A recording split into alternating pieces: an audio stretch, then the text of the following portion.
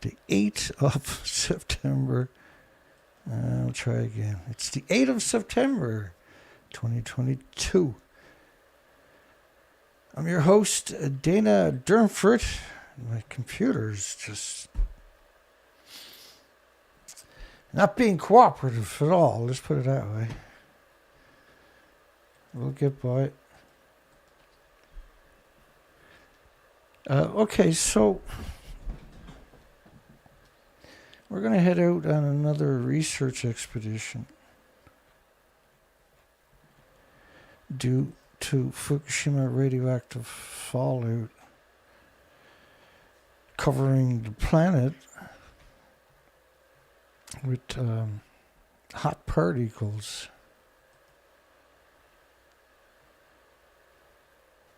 And I'm going to show you 1,000 pictures of an expedition from 2015,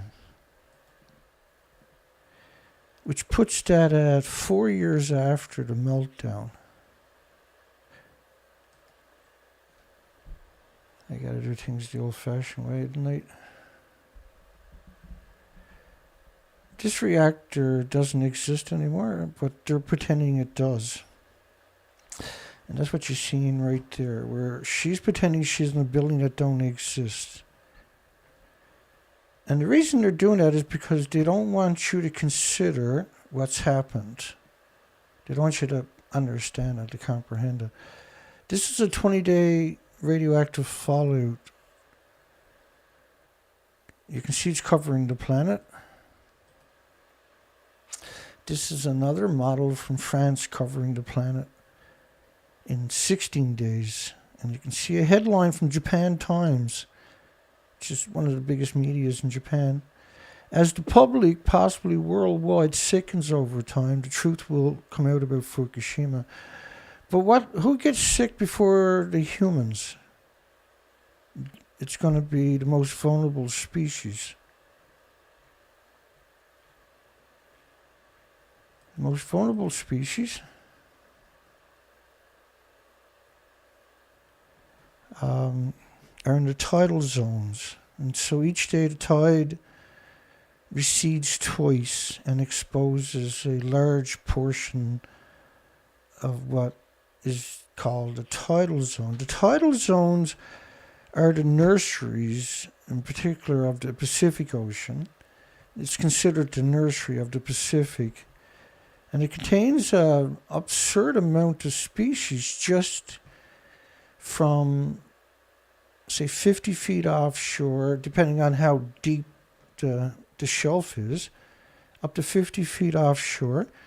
And also the very high tide line, slightly back from that, about 30 or 70 feet. Could live around 30,000 insect species. At low tide zones, it was around 7,000 highly visible species. And about 700 of those were algae, kelps. And in the kelps was around 5,500 invertebrates without the backbones, like little shrimp, that were identified as separate species, 5,500 separate species living in the kelp, but they're not visible typically to me or you. But this is a smorgasbord for the migratory animals, birds, and marine life at high tide, right, are able to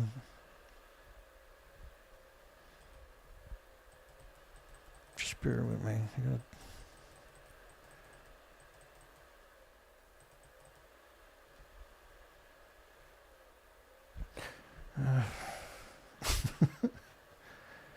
It's complicated. We'll get to it in a second. I had imported a lot of pictures, and my system apparently is still catching up.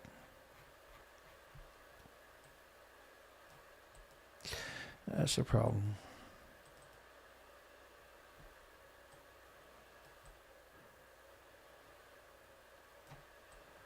That's a bit of a problem. Let me delete a bunch and I'll bring them back in after in smaller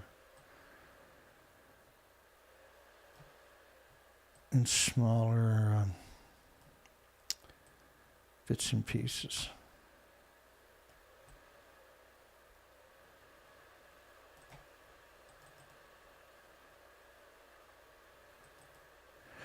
And so what we're going to do is we're going to go back out. We got birds dying off all along the coastline. And what we want to do is head back out and see if we can find evidence of the birds and determine whether the birds are emaciated in particular. And they're being accused of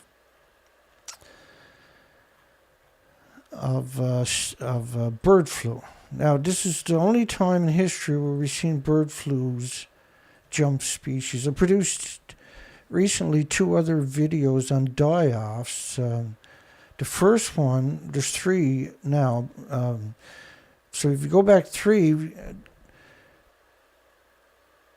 they were checking like baby foxes and baby raccoons in central Canada and America, far, far away from where bird flu would be for no reason. Just this was a random. We don't see them do that. And then they found 2 of these babies of raccoons and foxes were so-called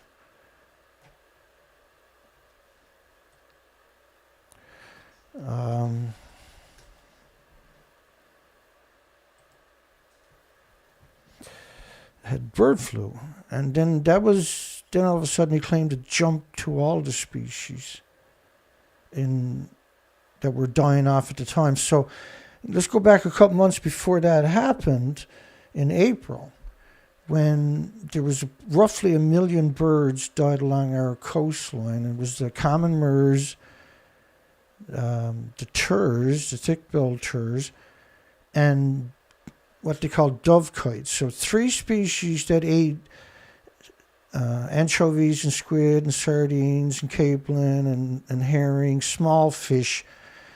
But the dove kite, and they had all starved to death, and they admit that. It was 600 kilometers of the coastline, every day fresh dead birds washing up, and they were picking them up, the government agencies, as quick as they could each day, and the beaches would fill up again. And this went on for weeks. They were supposed to be on their way to the Arctic. But there was another species called the dove kites, and they ate the microscopic animals. They were skimmers in that. They're kind of like the storm petrels, which are also missing. We have the biggest breeding colony on the planet of 3.3 million breeding pairs at Baccalieu Island on the east coast of Canada. Okay. But the same birds are dying now, but now they're saying it's bird flu. But in April, there was roughly 1 million of them died of starvation. But there was no explanation. They didn't. Normally when birds die, they're very descriptive about the birds. In this case, now both sides of the Atlantic, this phenomenon happened at exactly the same time. On the same day, at the same time, the media went squirrely with owls catching bird flu, and raccoons and foxes and porpoises and trees and rocks. Everything was dying of bird flu. There was bird flu everywhere. And they pulled back on it a little bit. But the gannets are eating the same species as the turs and the murres. They often live in company of each other on the islands, not so much as like you would see with the cormorants, where they'll hang out with other species. The gannets got a tendency to hang out by themselves. Now, they had found 1,000, in the spring, they had found, early summer, they had found 1,000 dead gametes in Quebec, Canada. There's no colony up there. The colony's down, there's one down in Nova Scotia and 2 in Newfoundland. And they're also over in the United Kingdom. And these are the birds that dive from very high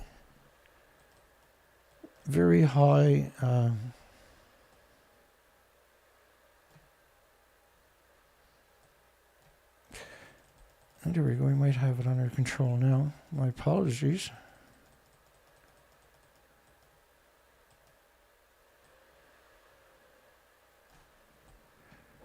I'm having a problem, I better deal with it.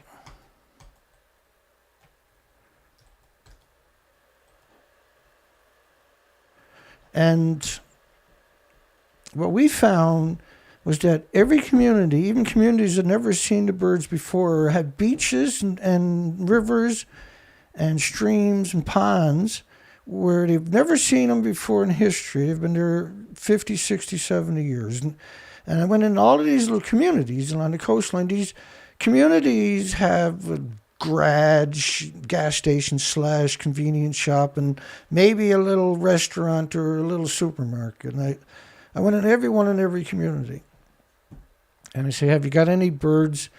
Have you heard tell of birds washing up dead? Because that's the spot that's going to know. That's where all the gossip's done, right? That's where all the good stuff is said. And they were very receptive. And then you start finding where, yep, yes, all over the place, yes, the forestries and fisheries and ministries are here each day and picking up the dead birds. And then they're back again tomorrow and they're washing. Now, a lot of the coastline is not accessible. And there's a lot of it. There's a lot of coastline. So if the communities are all flooded with dead birds for up to 600 kilometers, which you can't have that without, the birds are not like, where's the community? I got to go die. And so this is symmetrical. Now the official story was there's 200 miles of pack ice. And so the wind can blow pack ice together, and you can have 200 miles of scrubbing pack ice that nothing can penetrate. Stormy seas and chunks of ice the size of your house, 200 miles thick and 1,000 miles long. And it scrubs the coastlines. And they were saying that there was so much ice the birds couldn't find food. That's why they starved to death. But I went down and spent several days, covered hundreds and hundreds of kilometers, and sent out the drones and everything else, and talked to the locals who lived there all their life, and the ice wasn't there. Now, there was ice, maybe a quarter mile of pack ice. And birds can navigate that pretty easily, right? So they had lied, but the population had come out on social networking saying we got emaciated, starving birds all over our community. All over our community.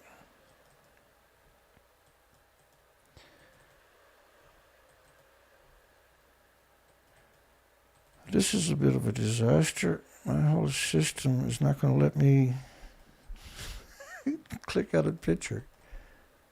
So let's scrub everything. And now tonight is not a regular news show. Tonight we're supposed to show you a couple of thousand pictures, but we'll just change gears, I guess. If the system will forgive me. Maybe we won't have a show at all at this rate. And so what I'm going to do is go out and investigate the bird die-off that's currently happening. And at the same time, we're going to be looking for insects. And particularly spiders. Beautiful, wonderful spiders. They're missing on the coastline from the radioactive fallout. And so I just wanted to put out a little video because it's not going to let me do anything else.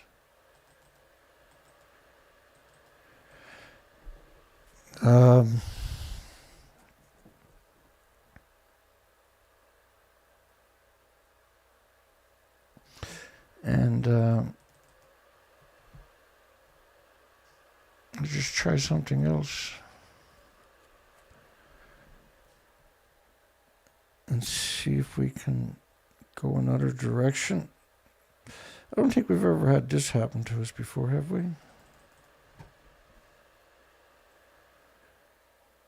The system is completely uncooperative.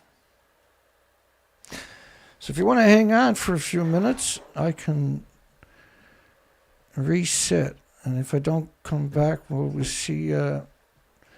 I'm packing all day. I'll be packing hardcore again tomorrow. And I'm ready to pull out this Saturday morning, early Saturday morning. If the nuclear industry's gonna harass me, that's where I'll be.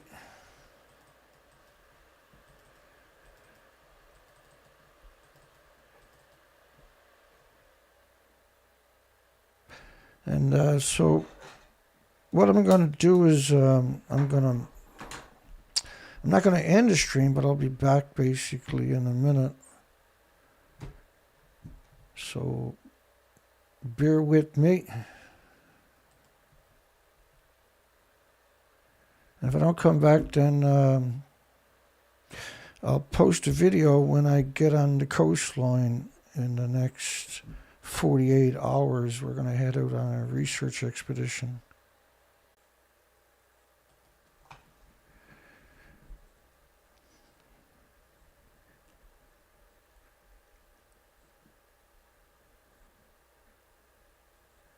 Rock and roll. We should be rocking and rolling any minute. Any moment. Yeah, we're good. We're up and running. Hi, everybody. My apologies. What's up? What's up? Yeah, we're back. So let's get at it. I'm just going to put a comment in.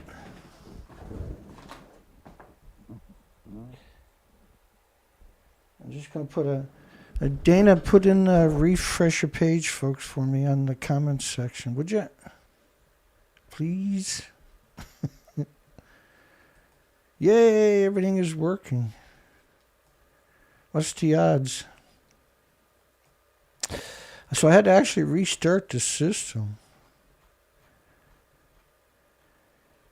And because I control the system from an external computer, I'm able to restart the system but not interrupt the stream outside of, I'm going to disappear for a few minutes. We might have done this once before, 4 or 5 years ago, or whatever.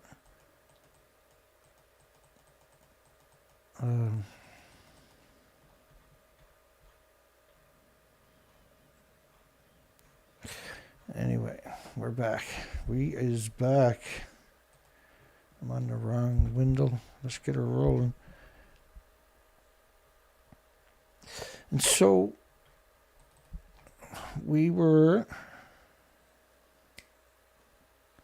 Don't fail me now, baby. There we go. Let me word for a second. So we done the coastline of the west coast of Canada from Vancouver to Alaska. But we also done the east coast of Canada for 3 years. And so the west coast, you can see to your left the pictures to the left. I'm going to put them up on the big screen. So what we showed over 6 years was that the pictures to your left is what it looked like before Japan melted down. And within a couple of years, it looked like the pictures to your right. We went back year after year after year for 6 years. The species didn't come back, which meant the ocean was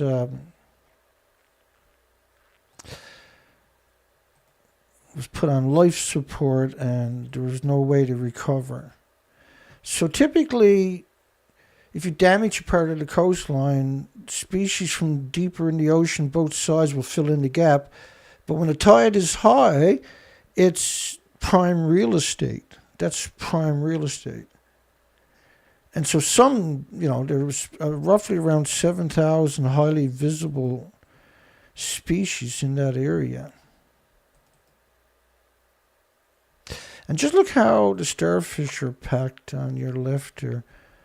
That's emblematic. Look at the species in the water.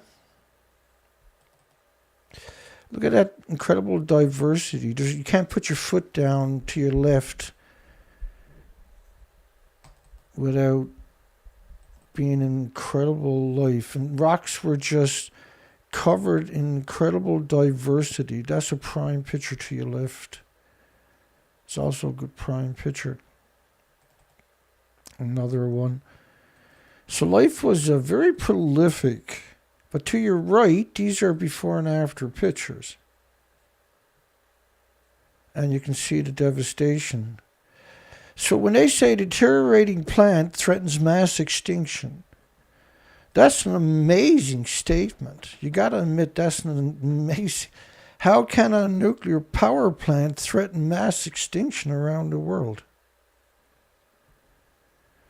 Well, it has a real neat trick. It's called radioactive fallout. This is a very low ball model from France based on 16 days of emission dispersals. The reactors didn't stop dispersing even today. But the massive, biggest load took place over several days of detonations, but they burnt continuously for several years straight. So they can chew up rocks and steel and rebar. And what I mean by that is they heat it so much they vaporize it. But you create atoms. These atoms are now radioactive, anthropogenic, man-made radioactive, very harmful. This model was based on venting. So what we went looking for the species and discovered they were gone. And that took about 5 months, 6 months, the first trip. And that was typical. Okay. So you have big plume models, inundated the coastline. We have the academic studies showing the different isotopes in numbers that are stunning. We're talking about 220 million atoms per liter of rainfall. These are catastrophic numbers. I'm just trying to build you a picture, and I'm trying to get you back to where I want it to be tonight. And so this is an unusual picture because there's a lot of algae. This is at the top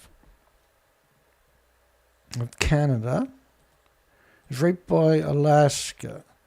You're about 15 kilometers away from the Alaska border.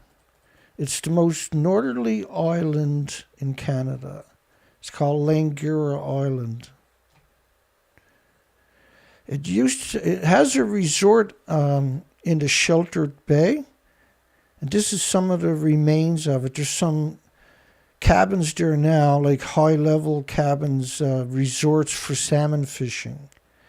But these pylons originally had a big wharf on it many years ago. It's long since decayed and fell away. But you're very isolated, despite what you're seeing there. You're very isolated. The wharf is maintained by they got a fly-in charter fishing business. There's probably several $1,000s a day to stay at the resort. Everybody comes in typically on float planes.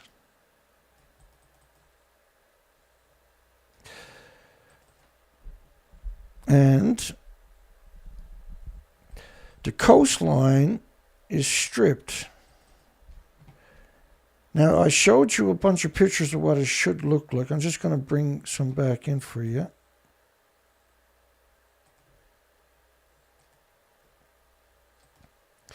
And I had several thousand pictures imported, but my computer, I didn't have enough time. I guess, for the... I'm smurfed up. Hang on. So the pictures to your left is what you should be seeing, not this blah. But totally, there's around 20 algae there is in this area, and that's why we're going to go back and drag the pictures out, but not so many. So this is 2015, folks. This is 2015. There was an otter here, too.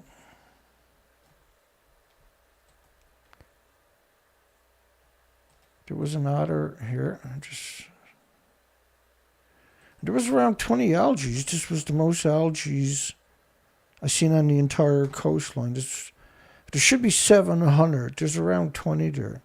So imagine how beautiful it actually would be. But it's supposed to be completely saturated with just this incredible diversity. This amazing diversity. And the whole coastline should look like the pictures to your left. So now we're on the East Coast, and what we're seeing is mass die-off of species, of emaciation. So normally the birds would fly along the coastline, be a healthy coastline, and if they couldn't find their migratory prey, they hit the coastline and they can fatten up and fly another couple of 100 kilometers, do the same thing until they caught up to their migratory route. But that would be extraordinary. That would be extraordinary. And so we wander all of these at low tide. There's typically a 19-foot tide exchange, and you're looking for something that's familiar. You know, that's what it should look like. There's so many species. There should be around 7,000 species total in these tide zones of the whole coastline. So to your left, you can kind of wrap your mind around it. So that was due to the radioactive fallout from Japan.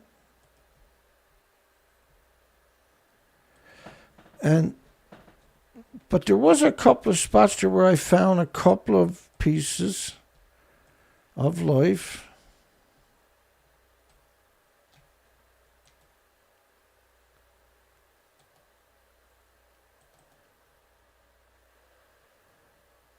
I think this was an otter on the wharf here.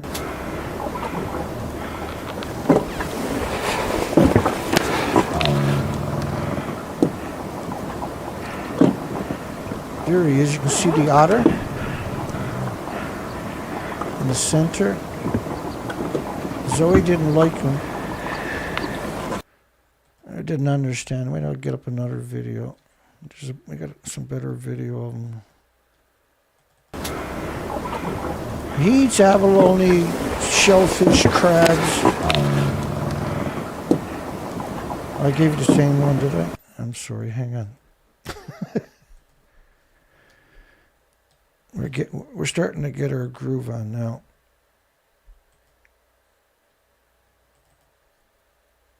Hopefully I don't zoom in badly like I did. Okay, that was a dud. One more time. Maybe I'll get it right this time. There he is. He's a giant Pacific otter. He's up playing on the wharf. It's a very tough wharf to tie up to. You can see the ocean. You're at the most northerly part of Canada, the very tip of Canada. It's exceptional to get that video. He doesn't like Zoe, eh?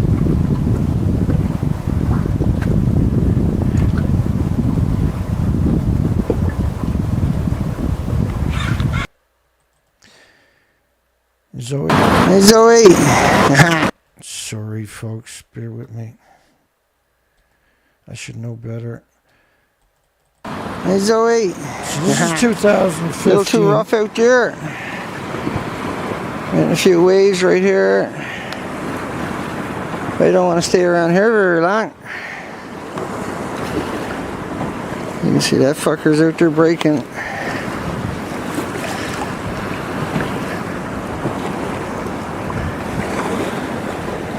Yeah, it's April 18th, second tide of the day. 2015. Looks like I'm going to have to give up for this side. I'll shoot over to the other side. Yeah, a little big out there.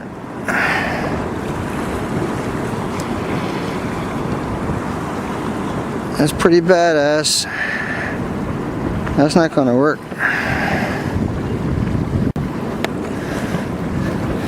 I want to do that shoreline. I guess I'll do that one.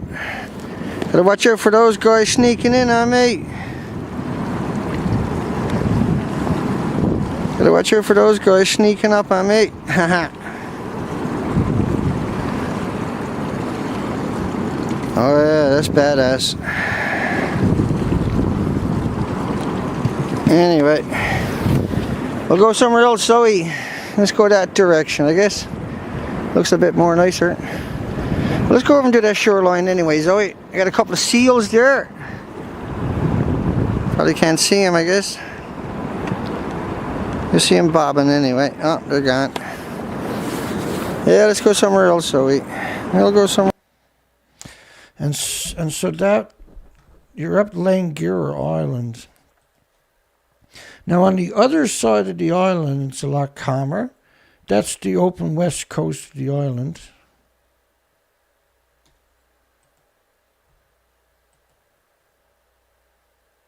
And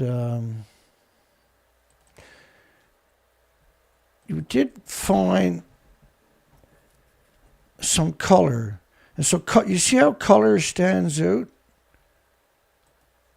Right? Color is... now you're looking at mussels. You're looking at my God, I can't even remember the name of it. I'm losing my mind. It's a very ugly color. You're at the very tip of Alaska. I'll show you where I'm to.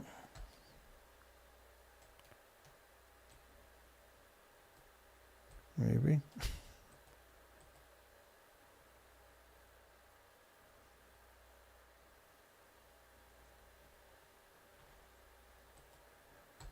I smurfed that up. Here we go. I gotta move myself around by the looks of it. So we're right there where that arrow is pointed. That's where we're to. That's where we're to. And that is what's known as Hawaii Islands. And this is the wicked west coast. This is Alaska. So that's Alaska there. This is the tip of Canada, the most northerly point in Canada. Northwest point, I'm sorry, in Canada. And all those arrows are expeditions year after year, go back to the same place and see if the species recovered.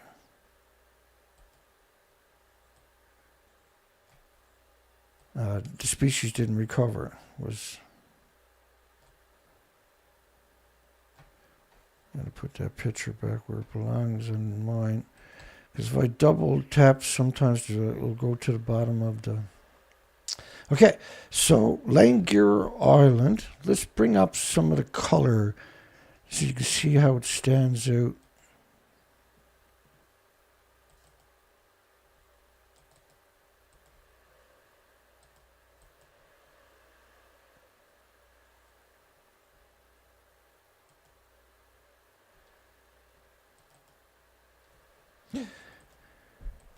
And unfortunately, I had done all the work before I went live, but it didn't.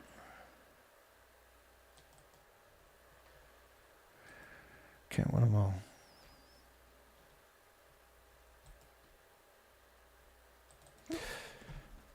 Here we go with another one.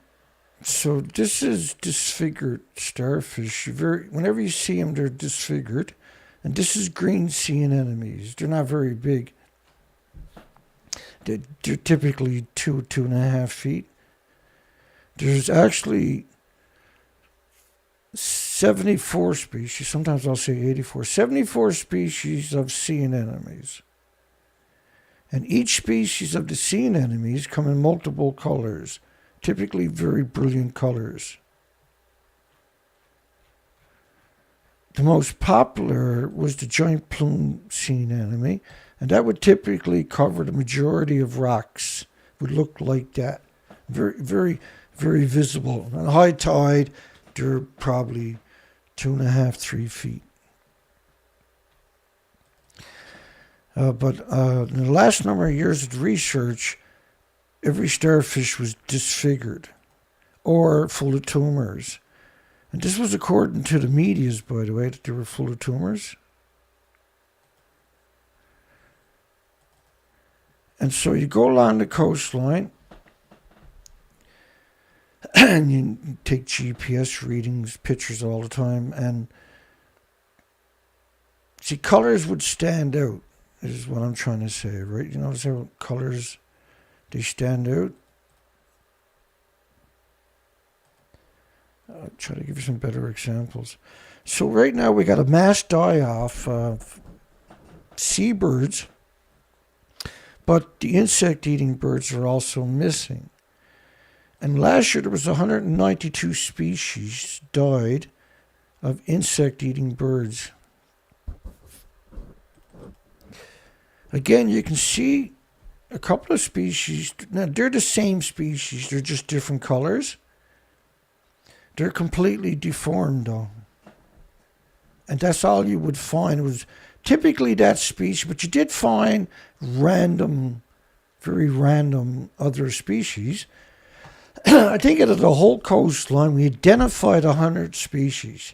None of the species were healthy. None of... We only seen babies in 2 places on the entire coastline of Canada, folks. So this is a really unusual picture. Starfish with mutated starfish with sea urchins. At one point in my life, I used to pick 20,000 a day as a diver. And you only picked the 3 inches for the scumbag Japanese market. And so you got one here. He's completely disfigured. He's completely disfigured. But this was a super low tide. It's extraordinary to find when it should be the norm. They should be everywhere. I should never be able to land on any beaches because I'm in a zodiac, because these spines would normally pack the coastline. It's hard to appreciate it. You're talking football fields always.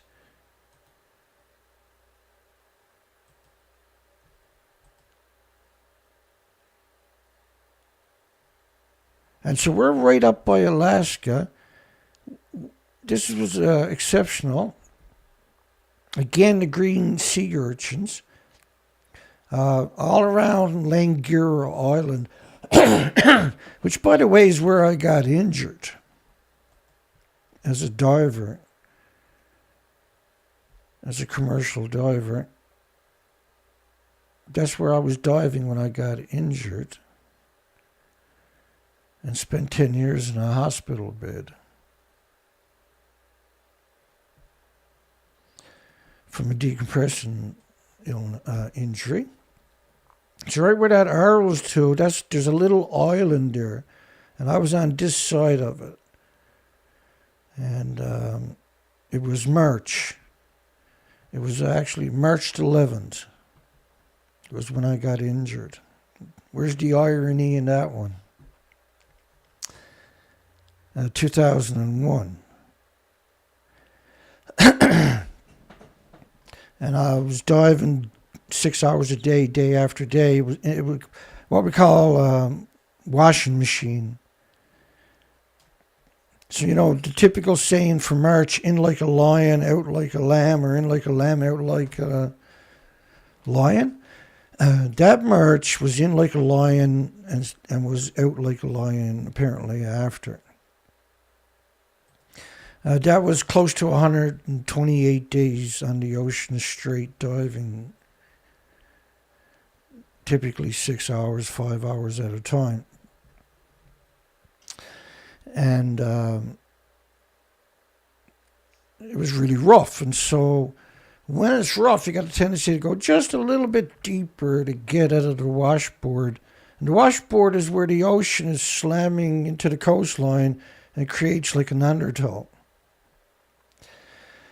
It was amazing back then, by the way. Now, the boats that were supplying us couldn't get out because of storm after storm after storm after storm.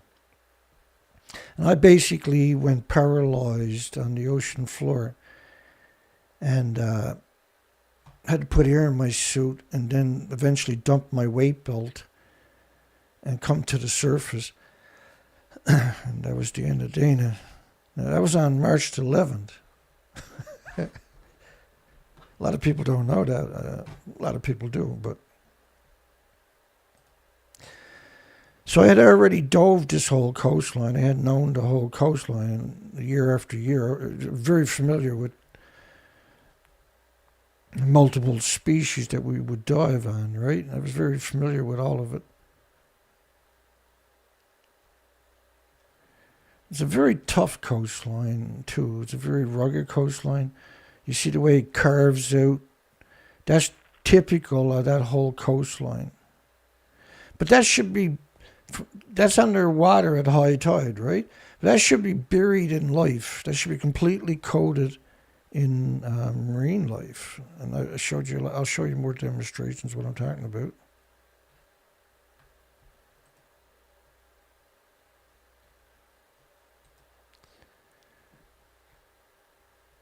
And so, let's jump to another place maybe.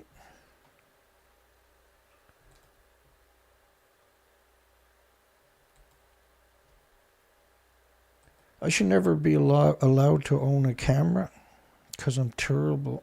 I'm getting better over the years, obviously, right? And so now we're going to go out. And the last couple of years, I've been looking for insects and migratory birds. They're missing. I'm almost with you again now. Let's go get another. Louise Passage, Dolomite.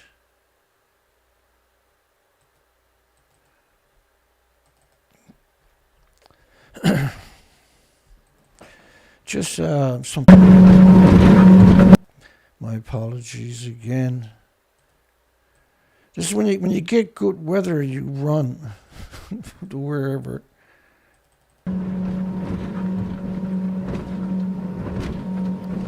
So we used to carry 16 jerry cans. So you had a radius of 400 or 500 miles. Gas was a lot cheaper, but it's still expensive. And so the idea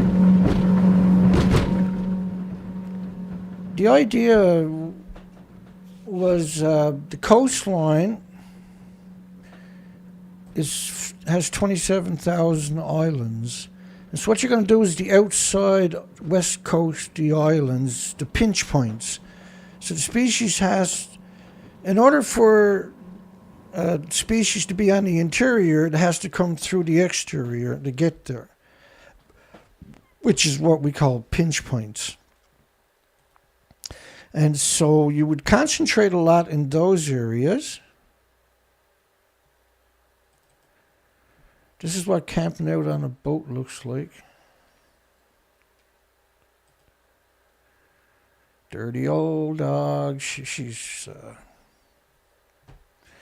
lived to be 15, and she died when I was out bird watching in my arms. She never left my side for 15 years.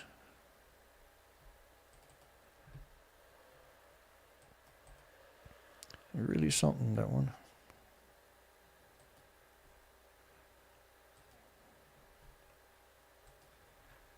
She was really something. Let me see what we got here. It was like this a lot too. I'll turn the volume down before I click on it. There's a lot of this torture. I'm heading into Queen Charlotte City in that shot. So let's go to another spot first.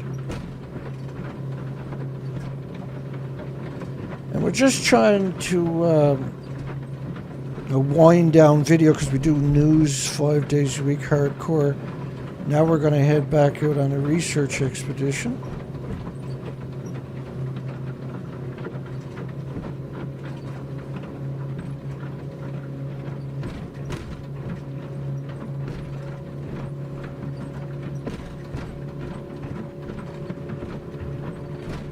And this one is going to be, tonight is as much slower paced than a normal bombardment of documentation, right? I'm just looking for some more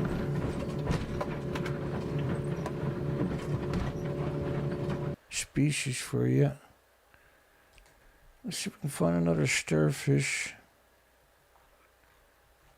I already done that.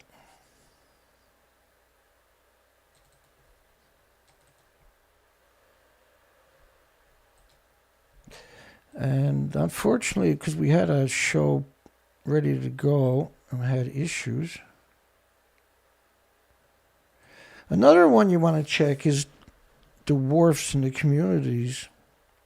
Anytime you see pylons, you would check the pylons. You got the barnacles stripped down and just a few mussels, which mussels were typically would cover 80% of rocks, if nothing else. And then other species would live amongst it, right? This is tied up in Queen Charlotte City. I was attacked in that town. Well, I was still using 2 walking sticks at that point. I was a long way from recovered.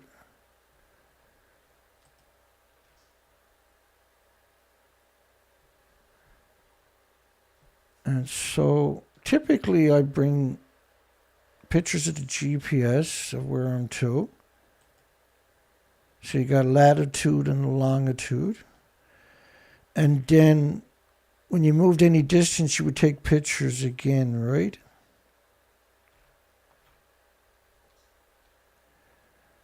And so the pictures are just a documentation of stretches of the coastline. So for some people, for instance, this picture, next picture, probably doesn't mean a lot to many people, but you can see a bunch of cormorants, so that's super important. But what's missing in the background, you can see the tide, the discrepancy between high tide and low tide.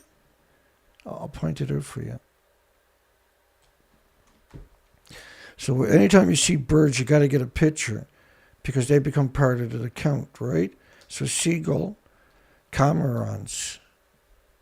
And then we stopped seeing cormorants by 2018 in British Columbia. They disappeared. They showed up in Ontario and on the east coast of Canada, though. So where my finger is moving, that's your high tide line. And so all of that over there, when I see that, it means there's no life there. And the stain you're seeing is where life used to live. And what would that look like? Well, it's a very visible thing to me, in particular because I used to be a diver, right? So I remember all this. I remember this incredible diversity. And I remember pains of conscience where you didn't want to hurt anything, is what I mean by that. Because it's in each of these are micro environments, but the entire coastline, that's what it would look like at low tide and many different itinerations of it, right? So color, when you don't see color on a coastline that is color should stand out, very visible, right? So at low tide, anywhere on the coastline, this is an emblematic shot right there. You can't go ashore on the coastline with a Zodiac unless it's a beach. But you don't go ashore on rocks in British Columbia. But now you can go ashore anywhere. It doesn't matter because you don't have to worry about them. And because I've done it for years and years as a diver,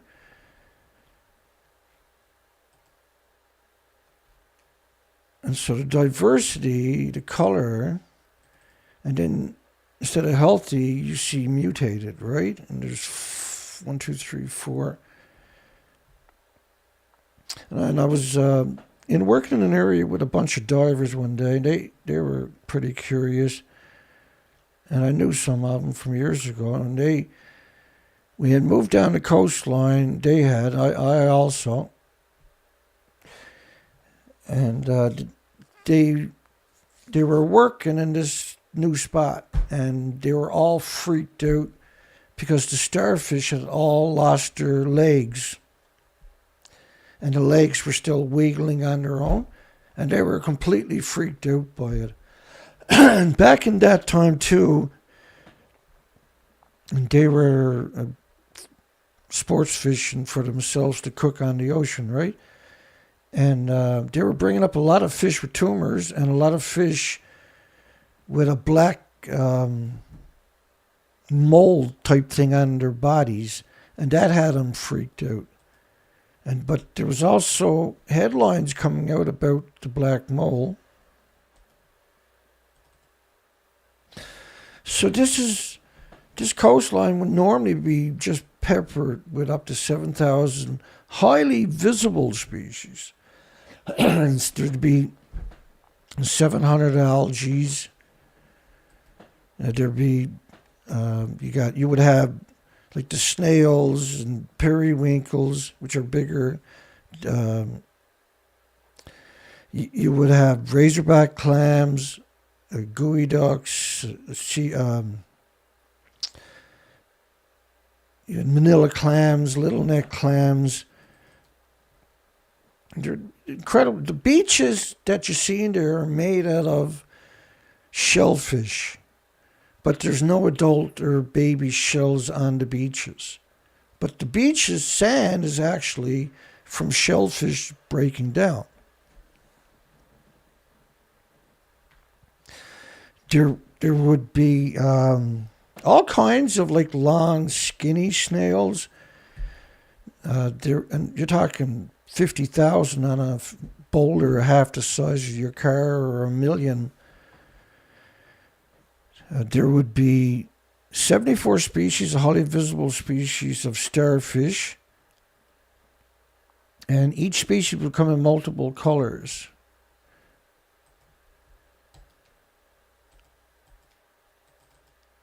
And you'd be touching each other just as far as you can see. There would be around 74 species of sea anemones also, and they would all come in multiple colors in each species. Brilliant, vibrant colors. There would be around 70 species of sponges. They come in multiple bright colors. Would be in the tidal zones.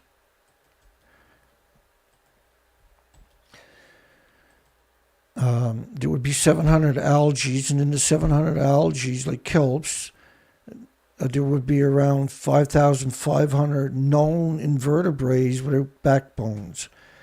They're, like you say, little shrimp, right?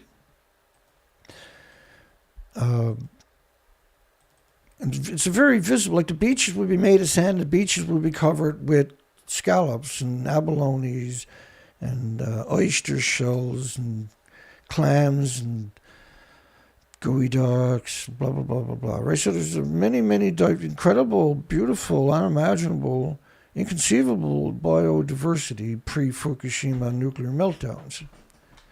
After it's no color. So these big, wide pictures, because you can't document every part of every beach, right? So these long shots and followed with close-up of areas. To those in the know or paying attention, it's a very telling picture. Particularly when you think about the destination is almost a tip of Canada. It's supposed to be the most pristine, untouched, just wonderful, and it was, right? It was 100% that. But Fukushima lands, covers this, is very vulnerable when the tide goes down.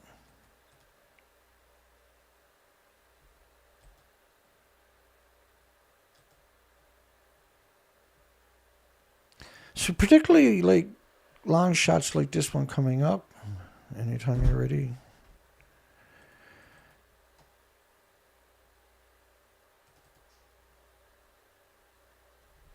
Who knows? Because it's up on this screen, but it's not up on my other screen. We'll get there. It's still not there, though. Well, because you got to realize this is an older camera. This is 2015. And because my computer is full of different types of formats and everything else, I've never seen it. So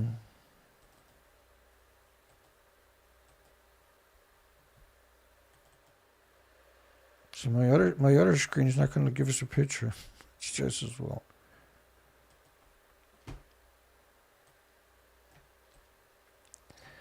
Maybe we'll just stop doing that and.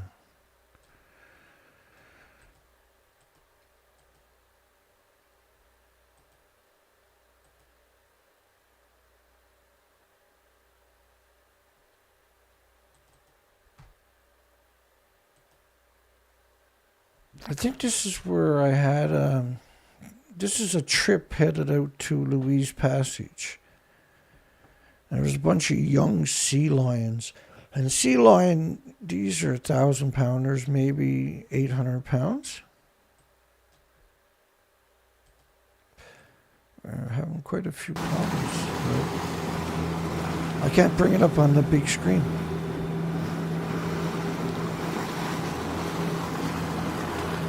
Some reason, there we are. I have to worry about them grabbing Zoe, see? But you got to document it too, right?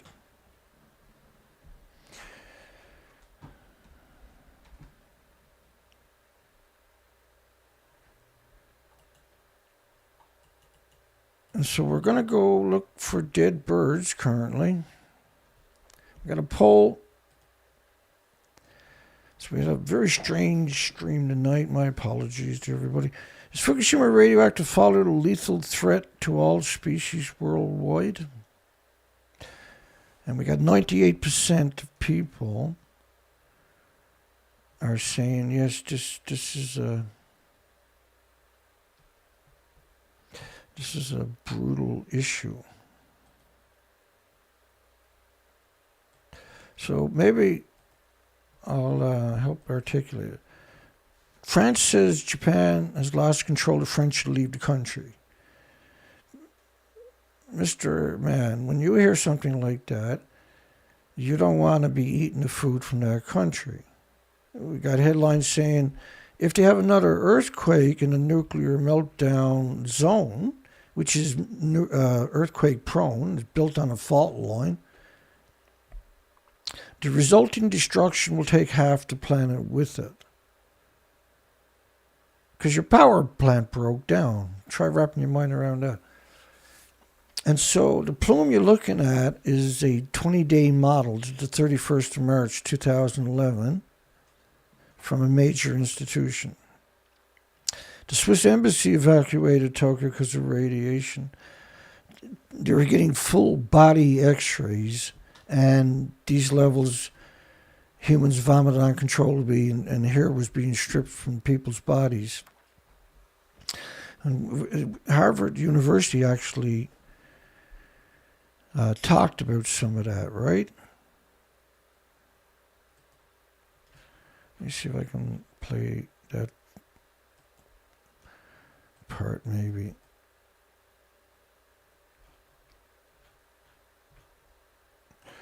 And because that's actually really important.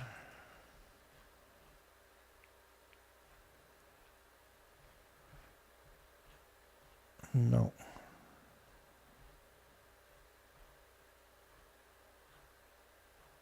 I don't see it off the top of my head here.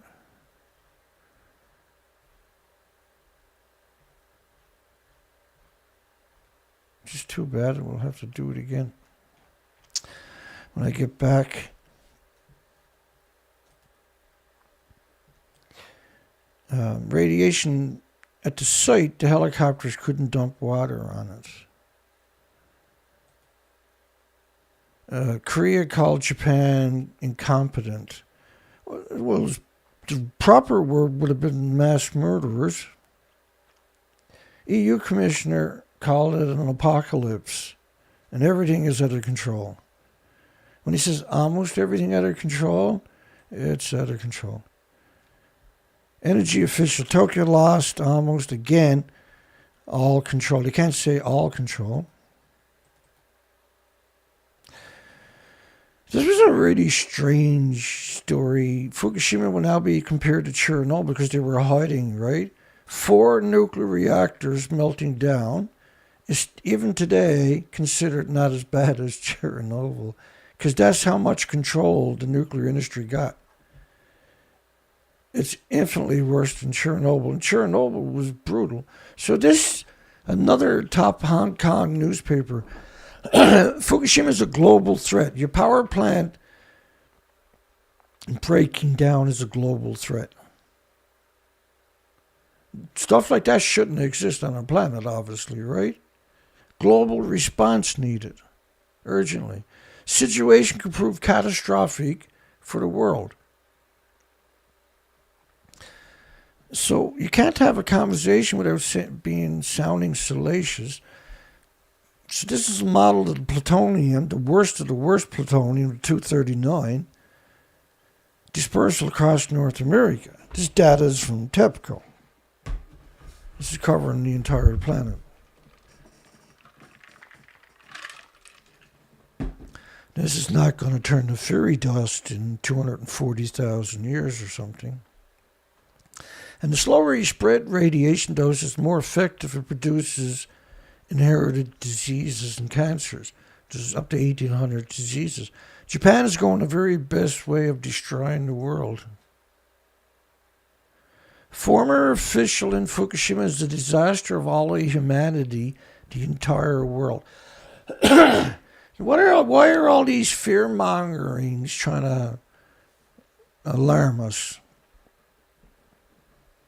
Because they're not fear-mongering, Dana. They were called fear-mongerings individually, but when you put it all together, which is what I got done for you, and you still don't think there's an issue or you're not worried about it, you need a reset.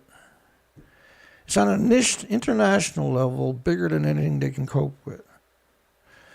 TV, nuclear report warns of an apocalyptic scenario at Fukushima. The Japanese ambassador to the United States said, this could one day be considered the start of the ultimate catastrophe of the world and the planet. So when you start compiling all of these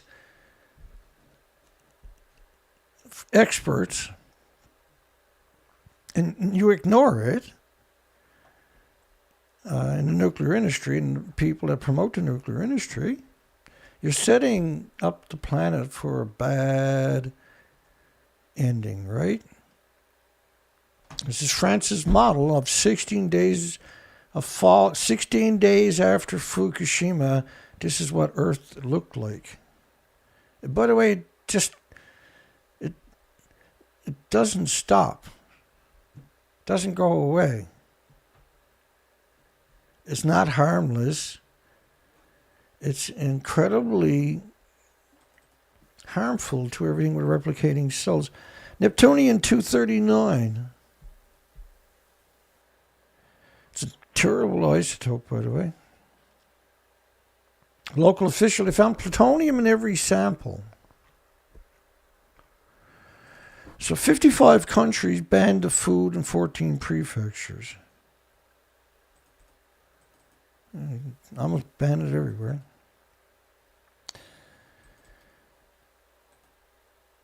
15 countries banned the food, or 55 countries in 14 prefectures. Not Fukushima's in the middle.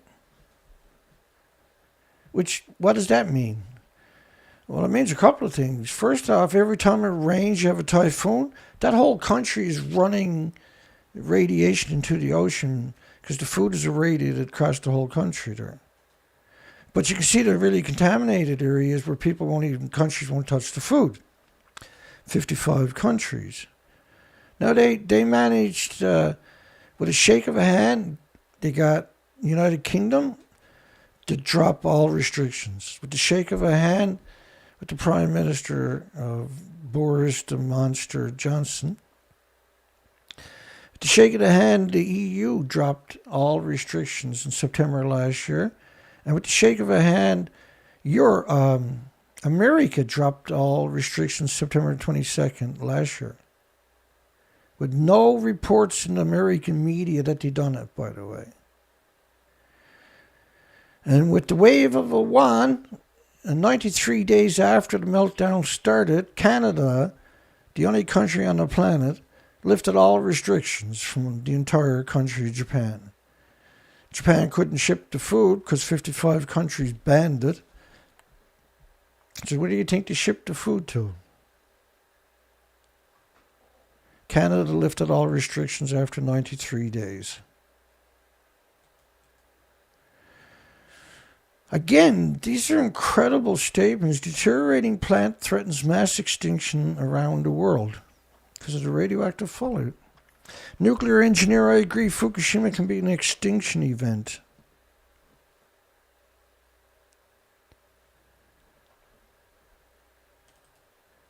Report experts agree many species of wildlife and fisheries are endangered globally to a large release of radiation to the ocean. But this is the airborne plume. What are you worried about more, the ocean or the airborne? Now, the ocean takes roughly around 47 days for the ocean to fill up, according to the Kuroshio current. The airborne, this is just 20 days. And you're talking about an absurd amount. In fact, per liter, a Canadian Ottawa study was showing 220 million atoms per liter of just the iodine-129s. And what they can do is mathematical calculations for 1,000 different types of isotopes. And curium would be the biggest byproduct of radiated fuel rod, not iodines. And iodines are brutal, right? But curium killed all the animals in all the experiments. So when you see a number like that from a study out of Ottawa, the capital of Canada, you have to consider, realistically that this is, we're talking about an enormous amount of plutonium and uranium, because that's actually what the reactors run on. The idea is to exterminate the planet in increments over time. This is the best way to do it. And this was a major... Now, they've been releasing it not just from the nuclear testing, which is a nuclear war. It's the same bombs, the same radioactive fallout. It was a sustained war for decades, nuclear war. Instead of firing at another country, they just fired at themselves. And, you know, like Britain went to Australia, waited for the winds to blow across Australia and set off the nuclear weapons. And they also done 700 dirty bombs where they wrapped radiological isotopes like plutonium and uranium fission products, 235s, and detonated it with just conventional explosives. That's a dirty, nasty, terrible thing to do to any country. They done 700 to Australia like that. And Australia has the biggest cancer rates per 100,000. They also went to Christmas Island and tried to kill it. They tried to atomize it. And then they just left everybody there to have their jellied babies, what they call jelly babies. They're just big chunks of jelly that they bury in the graveyards and put a cross in it and cry. And there's no one there to help them. They're just abandoned in a nuclear wasteland. The Americans blew up, of course, the Marshall Islands. One of their bombs was equal to over 1,000 Hiroshimas going off at the same time. So like 1,000 Hiroshimas going off at the same time, is that a nuclear war or not? If Russia and China fires, or Russia and NATO fires 500 Hiroshima bombs at each other, Nagasaki rather, because it was their plutonium now, bombs, is that a nuclear war? Therefore, if it is, then Hiroshima was a nuclear war. The Soviet Union, biggest one, which is one of almost 900, and many of them were in the megatons, was equal, their biggest one was equal to 3,800 Nagasaki's. So imagine Russia and Ukraine, or NATO, because Ukraine's not really fighting the war, NATO is. Well, they're giving them the weapons, and logistics, and training, which is 30 militaries, right, that were created as a response to the Soviet Union. So when the Soviet Union was dissolved, NATO should have been dissolved. But there's no checks and balances. You probably never get rid of them. They'll be the last thing left on the planet, them and UN, right?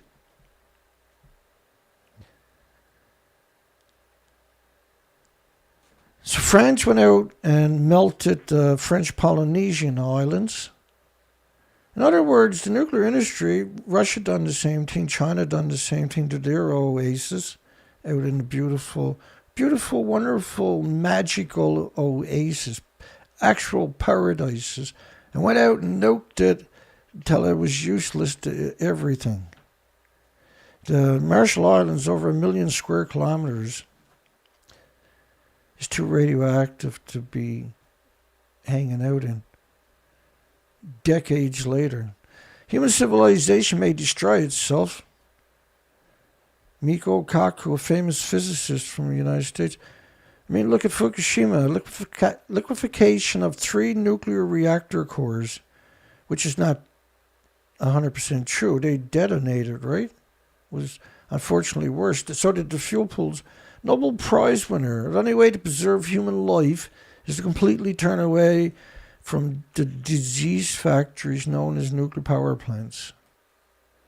Major U.S. papers, time to quit nuclear power altogether, threatens the very existence of human civilization as we know it. How many warnings do you need, I wonder? All will be lost. This is the reality of nuclear energy. Legal expert. Once a nuclear accident occurred, everything is over. You know why nuclear plants can't get private insurance? If you don't, well, go back and start watching the video again. You'll figure it out. Leading director in Japan. Nuclear power generation is the only invention that may destroy the future of human beings. And you can't destroy the future of human beings without destroying all the species. And this is what we're going to start doing. I could pull out of here anywhere in the next 24, 48 hours, and I will. There's nothing going to stop me at this stage. We're good to go. And I haven't stopped. I got every muscle in my body hurts tonight. I'm far from being able to go to sleep. And then I got to get up really early and crack at it all day tomorrow to be ready. We got a mass die-off. We got to go out and see if there's any spiders left in our forest. There's none left. We know that. This will be the third year of this type of research. And if we don't do it, we're going to break the cycle of research. We got to pull it off, right? So I got to suck it up and go for it. And I'm good at that shit, apparently.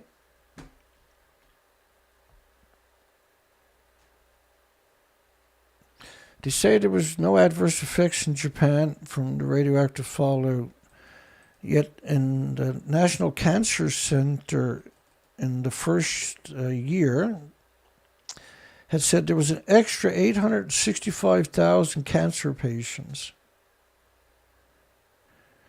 If you have 800, almost a million extra cancer patients, you got to appreciate that not everybody has health insurance. Not everybody survived long enough to understand. There's not just cancer, there's 1,800 illnesses. And this is true for the animal kingdom. They don't got hospitals. They don't got MRIs and CAT scans. And so we got to go out and find out the truth. And this is what we're going to do.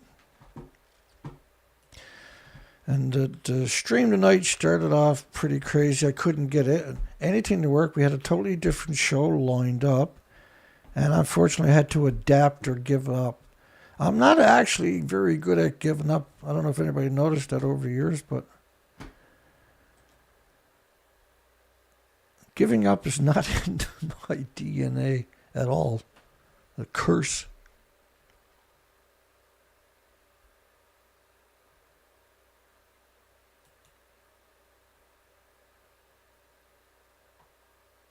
Well, you can't taste radiation. You can't smell it or hear it or feel it or pick it or touch it up. It bioaccumulates in your body. And then you can't fix it.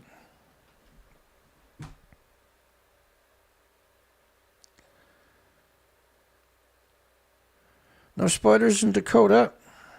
No spiders in Las Vegas.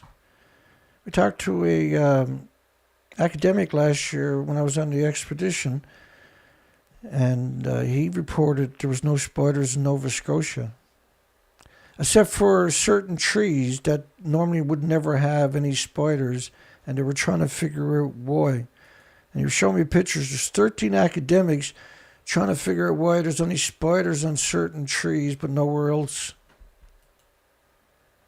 He was shocked when he came across me, and I was out waiting for salmon, right?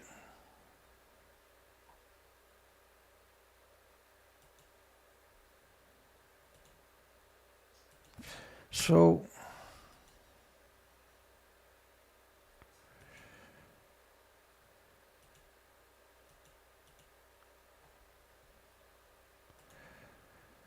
we're not gonna go hard tonight.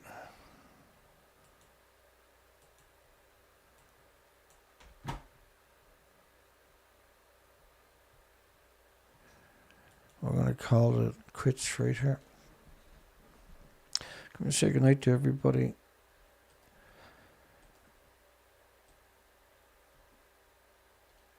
So the next stream will be from the road or the ocean. Hopefully we're going to go down camp on the beach where the birds are washing up dead. Just saying that out loud is kind of weird. We got to go find out if they're emaciated, folks. And that doesn't work because of weather or something. Well, I got a 4-season tent, so I should be able to suck it up. We need to see them. We need pictures. We need to see if they're emaciated, right? That's priority. Everybody's been spooked by the scumbag media, so it's okay to talk to them to find out where the birds are, but you won't get anything coherent out of them because the media got them zombied out on bird flu at this stage. No dissent allowed, right? And that's okay. I'm not really a big people person anymore. It's just family, basically, right? We want, and of course, you folks are family. And think about that headline: 6 in 10 Fukushima children tested of diabetes. Comparisons with same man-made fallout, comparing it or damage is like an X-ray or CAT scan. Inhaling the particle means it can pulse energy so far, it can wreck all your organs if you get the wrong one into you, right?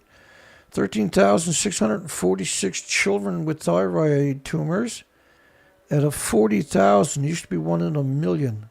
This is catastrophic numbers. Congenital heart disease, which means neonates and infants per 100,000 need open heart surgery at the rate of about 14,200 per 100,000. This is astronomical numbers. This is unheard of numbers. This headline really tells it, right? As the public, possibly worldwide, sickens over time, truth will come out about Fukushima.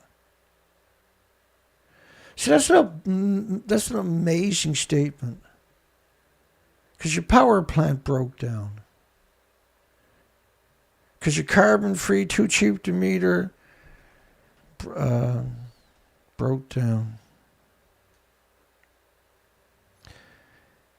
Any Ches Timber Traveler, good night, everybody.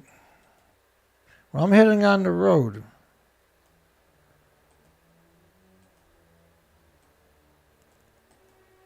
And it's going to be a tough gig. I checked out 3 pairs of boots today. None of them felt comfortable. They were cheap, right? $100 or something. Waste of time to buy them. They only end up hurting my feet. Just too bad. I really need a pair, right? Thanks, Dana Nasana and John Shiflett. Good night, everybody. Stephen Young. Hi, Stephen. Don Vincent. Port Angeles. Colette. Yes. Hi, Colette. James Lucid. Yeah, we'll be able to. We got tons of bandwidth for my cell phone. I got a great cell phone for doing this kind of stuff. And live, you get a broken shit video. So when I upload a video, it's because I just shot it. So I'll shoot for 5 minutes or 10 minutes, whatever's necessary. And then I'll immediately upload the video. And so you're getting it within 15 or 20 minutes of me shooting it each time. Because it'll be nice quality that way, right? It's a little bit slower because it could take a half an hour to upload. Who cares, though? It's going to be good quality, good audio. If I try to live stream with weak singles, you won't even want to watch it. And with the cell phone, you don't know until the video is posted whether it turned out good or not, right? And we've seen this backfire too many times. So I'll shoot the video and then upload it to my site. Stephen Gog, Gadd. Let me scroll up through and just quick shout out to everybody that Happened to be in the comment tonight, and everybody home. Hugs for everybody.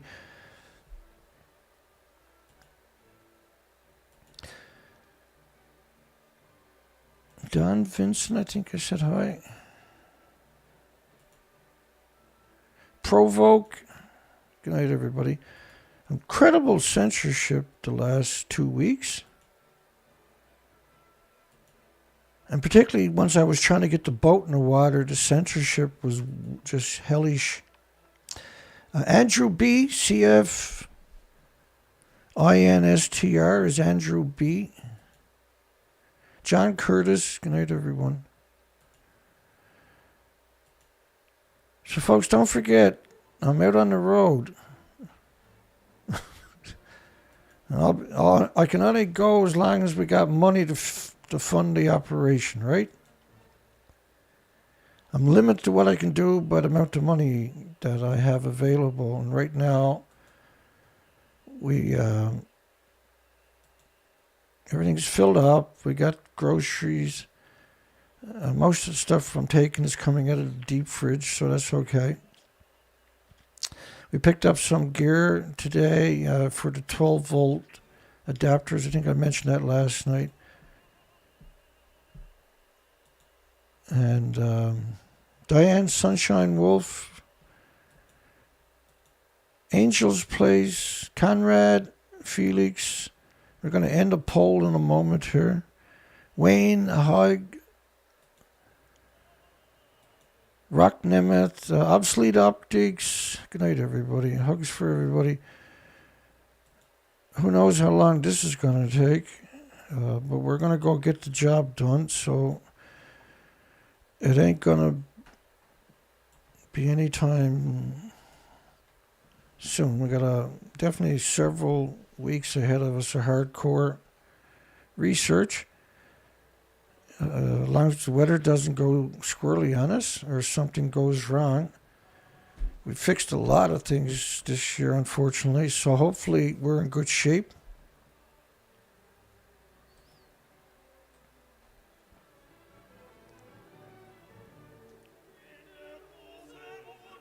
But I won't be taking any risk at all. Everything is well thought out. Packing is the hard one, right? You got to fit everything into the trailer. So bring up the poll, close the poll down. We got 48 votes, 98% of people say, yeah, Fukushima is a lethal threat to all species worldwide. And we appreciate it, and that's the correct response. I noticed I only got 3 or 4 likes on my video since yesterday. That's censored, obviously. My last number of videos been censored really heavy. Tonight's video starts off unusual for what we do, so there's nothing I can do about it. The system was freezing up. In desperation, I restarted the system. We're going to end that poll. 98%, that's a pretty sweet poll. Thanks, John. Yeah, hugs for everybody. Yeah, I agree. National Geographic could learn. Sharon Spaulding. Hi, Sharon. Kimberly.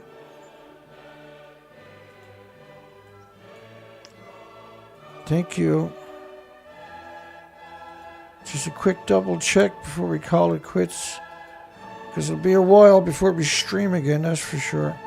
Like this.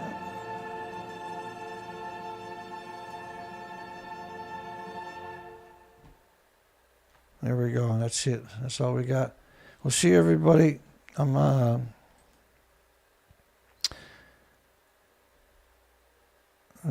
number one priority is we got to figure out if the birds are starving to death.